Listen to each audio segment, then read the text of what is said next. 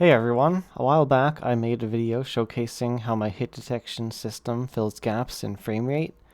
I gave an overview, but it wasn't really a tutorial, so that's what this is. And this is the upgraded version straight from my Souls-like template project. Since this video is already fairly long, I have to assume you have the base hit detection already set up and need a solution for the low frame rate gaps. But if it's highly requested, I wouldn't mind making another video covering the previous steps. After your main line trace, you'll need to save the start and end point vectors. The most modular way to do this is to create an actor macro library, so that's what I'm choosing to do. Of course, you can also just create a macro in your weapon blueprint if you like. So I'm adding all the inputs and outputs first. We need 5 inputs and 4 outputs.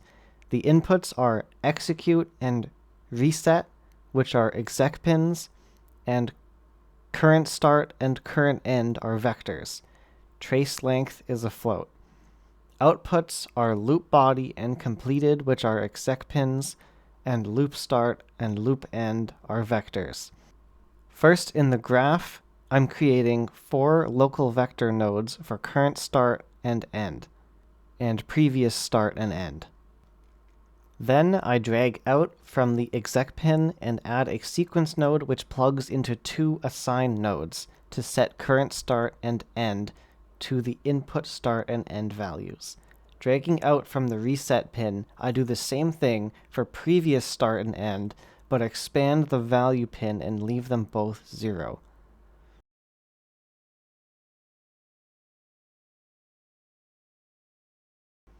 Now, back to the first sequence node. After setting the current vectors, add a branch node. Drag out from either of the previous vectors and add a vector is 0 node, which is our branch condition. Then, from true, we assign the previous vectors to the current vector values. This saves the relevant trace info to be used on the next frame.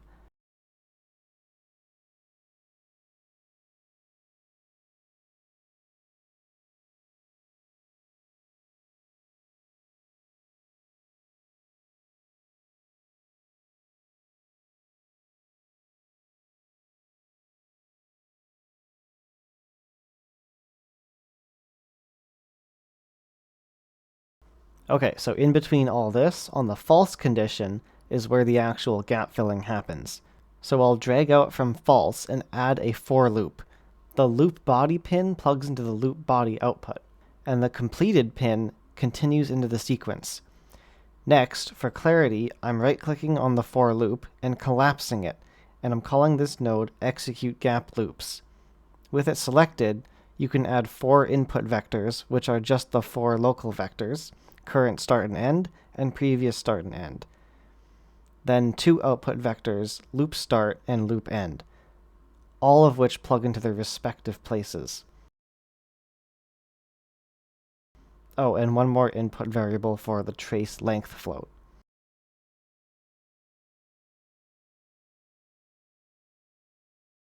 So here we are in the execute gap loops with the for loop. So first we need a distance vector node from current end to previous end.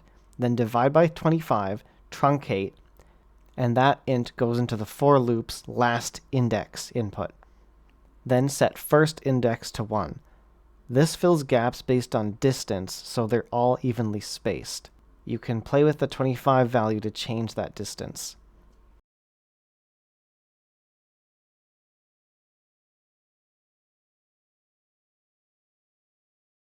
From the truncate node, drag out an add node to add 1. Then we need 2 subtract nodes, current start minus previous start, and current end minus previous end. This is the difference for both start and end. Divide both of those by that plus 1 add node.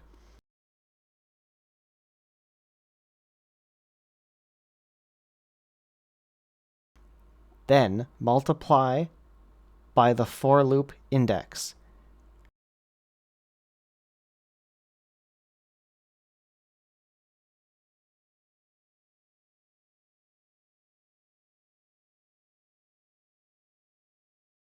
Remember, top is start, bottom is end, so add previous start to the start and previous end to the end.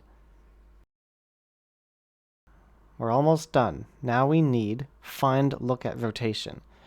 Start is the top start vector, and target is the bottom end vector. From the resulting rotator, drag out and add a rotate vector node, and split the A vector input. The x-axis is our trace length float, which I have as a variable in my weapons as weapon length.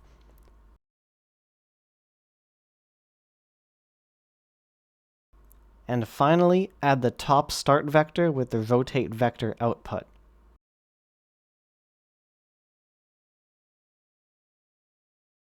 Okay, so that same top start vector plugs directly into the loop start output. And the add node we just created plugs into the loop end output.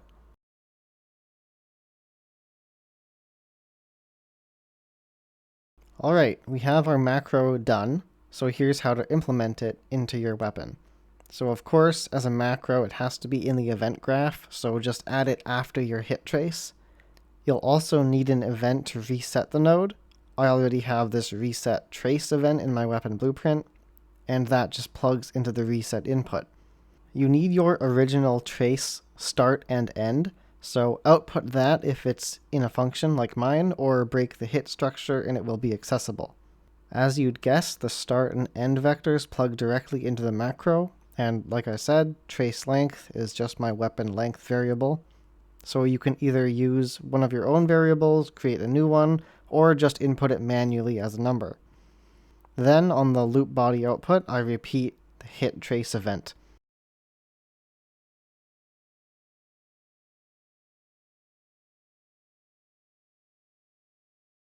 I just use this supplementary input that I tick so it doesn't infinitely loop. You could also just use a new function if you want, but this one has all of my other logic already. Okay, with that done, now we can test it. I set the supplementary hits to purple.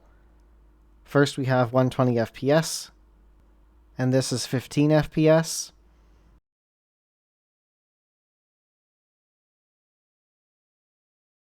And especially here, you can see how important this is, because even at 30 FPS, there are so many gaps being filled. Alright, well there you go. Hopefully this wasn't too confusing. If you found it helpful, feel free to like and subscribe. Check out my assets on Fab. This video in particular is pulled directly from my Souls-like template. Either way, thanks for watching, and I'll see you in the next video.